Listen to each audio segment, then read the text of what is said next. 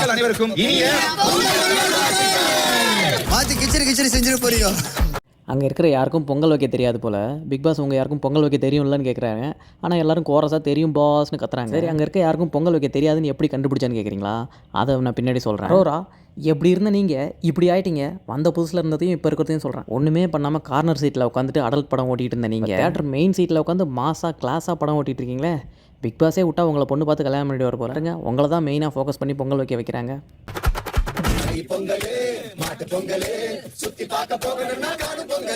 அடேங்கப்பா, யார் பார்த்து? ரம்யாவா? அது என்ன வாயா இல்லை கரும்பு மிஷினா? ஒரு முழு கரும்பு அப்படியே வாய்க்குள்ளே போயிடுச்சு. அரோரா வாயை ஒரு மாதிரி வச்சுட்டு உட்காந்துருக்காங்க. சுபி கூட சின்னதாக தோலை பிச்சுக்கிட்டு உட்காந்துருக்காங்க.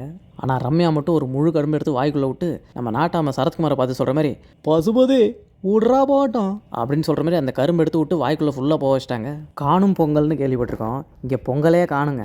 ஆமாம், இது ஒரிஜினல் பொங்கலே இல்லை. நல்லா பாருங்களேன். அங்கே உள்ள யாருக்கும் பொங்கல் வைக்க தெரிலன்னு மேலேயே நுரையோ எதையோ பயங்கரமாக திக்காக நிற்க வச்சுட்டாங்க. அங்கே பிரவீனே எப்படி உத்து பார்க்குறாரு பாருங்க. பானை மட்டும்தான் ஒரிஜினல் போலையே, பொங்கல் டூப்ளிகேட்டு. பானையாவது ஒரிஜினல் ஐயா?